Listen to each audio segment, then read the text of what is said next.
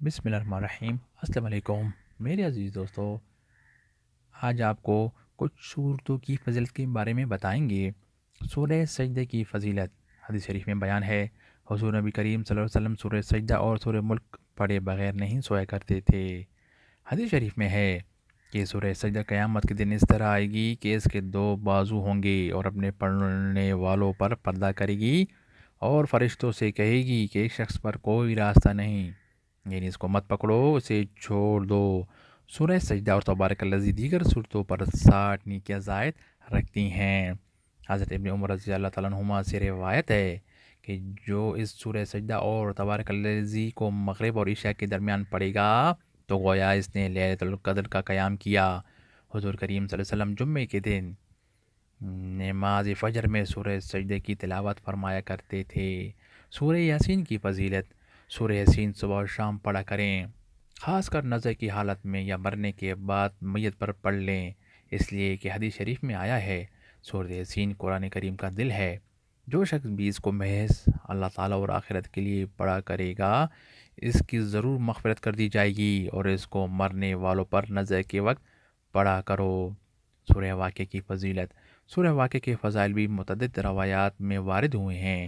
ایک حدیث شریف میں آیا ہے، حضرت عبداللہ بن مسعود رضی اللہ تعالیٰ عنہ نے رسول کریم صلی اللہ علیہ وسلم کا یہ ارشاد نقل کیا ہے کہ جو شخص ہر رات کو سورہ واقعہ پڑھے اس کو کبھی فاقہ نہیں ہوگا۔ اور ابن مسعود رضی اللہ تعالیٰ عنہ اپنی بیٹیوں کو حکم فرمایا کرتے تھے کہ ہر شب میں اس سورہ کو پڑھیں۔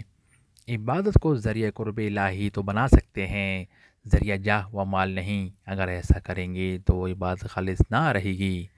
اس واسطے بعض خاص اوراد جن کے دینی فوائد بھی منقول ہیں، ان کو اوراد سمجھ کر عبادت کی نیت سے پڑھنا چاہیے۔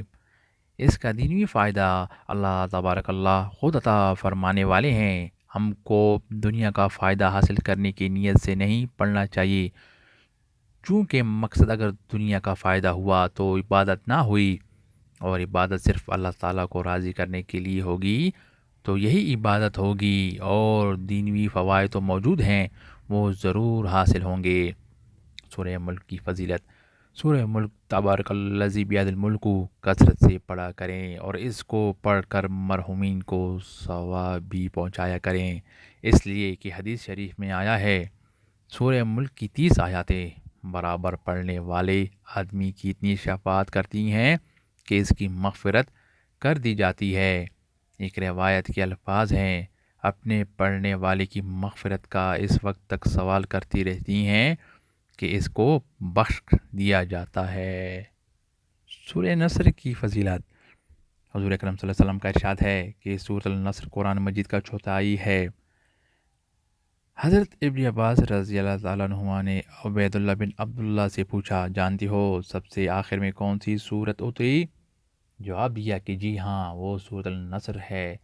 تو آپ رضی اللہ تعالیٰ عنہ نے فرمایا، تم سچے ہو۔ سورہ اخلاص کی فضیلت: حضرت ابو ہریرہ رضی اللہ تعالیٰ عنہ فرماتے ہیں کہ جناب رسول صلی اللہ علیہ وسلم نے ارشاد فرمایا، سب جمع ہو جاؤ، تمہیں 1/3 قرآن سناؤں گا۔ جب صحابہ کرام رضی اللہ تعالیٰ عنہم جمع ہو گئے تو آپ صلی اللہ علیہ وسلم تشریف لائے اور قل هو اللہ احد پڑھی اور ارشاد فرمایا کہ یہ سورت 1/3 یعنی تیسرا قرآن ہے، قرآن کے برابر ہے۔ آپ صلی اللہ علیہ وسلم کا ارشاد مبارک ہے کہ جو شخص سونے کے ارادہ سے بستر پر لیٹے اور پھر دائیں کروٹ پر لیٹ کر 100 مرتبہ قل هو اللہ احد پڑھ لیا کرے تو قیامت کے دن پروردگار عالم فرمائے گا، اے میرے بندے، تو اپنی دائیں جانب کی جنت میں چلا جا۔